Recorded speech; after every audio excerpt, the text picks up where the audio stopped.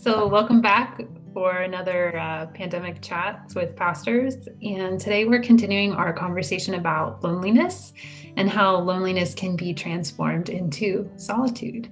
So, I can tell a story. I had an experience with loneliness turning into solitude this weekend. And my church may have already heard this story. Sorry, I'm going to tell it again. But I basically am spending a phenomenal amount of time alone right now. That is just kind of the nature of being single in a pandemic, is you're by yourself a lot. And it's sometimes hard. And this weekend, I had a meeting in the city in DC and went in for my morning meeting. And after it was over, just decided to spend the rest of the day by myself walking around the city. And the city is full of fond memories of being with people, of being with friends. And so I thought it might be hard to just kind of like spend the day by myself. And it was hard. It was hard at moments, but I was pretty committed to it and just spent some real time like being with Bonnie and walking. And toward the end of the day, I was on East Capitol Street, and there in someone's front yard were five musicians, this band, and they were playing like New Orleans style blues, and they were phenomenal. And as people were walking by, they would stop and listen to this band play a song or two, and I was just really taken with them. So I just stood there for a while. I had no place to be. I had no expectations. I was by myself and I was just kind of enjoying this music. And I stood there for so long that one of the neighbors was like, "Hey, do you want my chair?" And I was like, "Oh, no, that's okay." And he's like, "No, no, I've got another one." I was, "Okay, sure." So he got me this nice lawn chair and I was sitting for a little bit. And then these two other women were neighbors and they were like, "Hey, would you like something to drink?" And I was like, "Oh, that's okay." And they're like, "No, no, we have an extra glass." And I was like, "Well, oh, okay."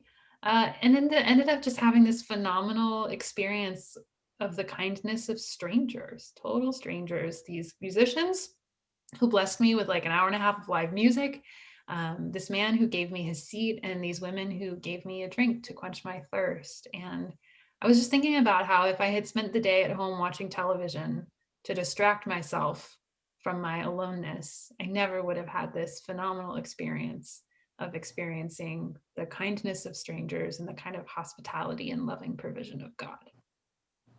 Wow, thanks for sharing that. Yeah. We were talking a bit earlier about loneliness and solitude and what those are. And Scott, there's something you said about what solitude is. What is Yeah, absolutely. And Bonnie, your story is so good because I think it speaks to the fact that we can experience solitude in the midst of community and in the midst of others. So often, I don't know if y'all are anything like me. I think that if I'm going to be practicing solitude, I have to be alone. I have to be completely cut off and shut off from the outside world. And don't get me wrong, of course, there are moments where that's important for reflection, but that's not the totality of solitude. It seems, if we take sort of what Scripture has to say about solitude seriously, that it's cultivating sort of an understanding of self that can still exist among others and even exist among the chaos of day-to-day life. That in solitude, as we go deeper into ourselves, we not only find out more about ourselves, but I think we find God. As Jesus says, "Behold, the kingdom of heaven is within you." Um, As long as we are trying to run away from our loneliness, we are constantly looking for distractions with the inexhaustible need to be entertained and kept busy. We become the passive victims of a world asking for our idolizing attention. Then, our life becomes a spastic and often destructive sequence of actions and reactions, pulling us away from our inner selves. the way I think about solitude as well is that learning to be attentive. But one way I think about it is that theologians talk about how do we know who God is and how do we do Christian theology. And it talks about three books. There's the book of Scripture, the Bible, and that's where we can learn about who God is. There's the book of nature, and that maybe there's a way we can look to the world around us and learn something about who God is. But there's also the book of the soul, that when we do that work that you're talking about, Scott, of going within, that there's a way we can learn about who God is, just like you're saying. And so solitude is being attentive to the book of your own soul and trusting that God has something written for you there. which can be hard work because we might have to kind of dust that book off of some cobwebs and stuff to get it. And often when we open that book of the soul, what we discover there is pain. And nothing will make you close the book quicker than the experience of pain. And pain, we talked a little bit about how we live in a pain-denying world. Yeah, Scott, you used an expression, the altar of pain denial. Yeah, the altar of pain denial, the altar in a way of everlasting life. We're going to live forever. We're not going to experience anything that hurts us. I mean, a billion-dollar advertising industry is by and large built on this notion.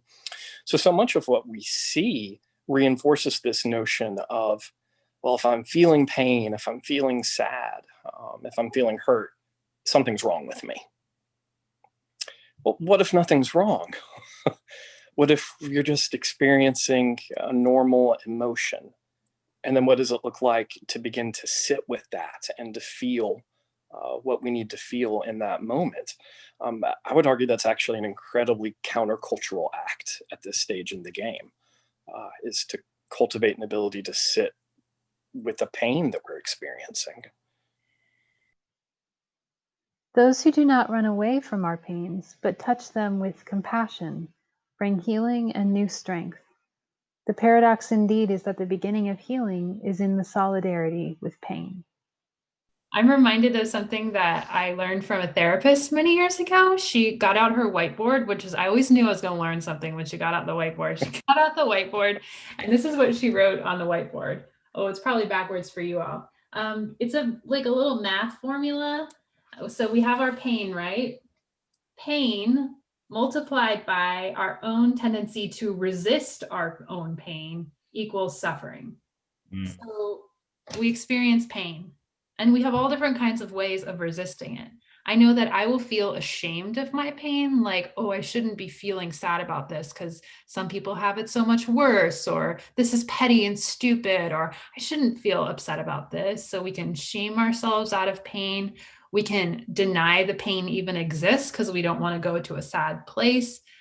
But whatever we do kind of internally to resist our own pain actually only increases our suffering.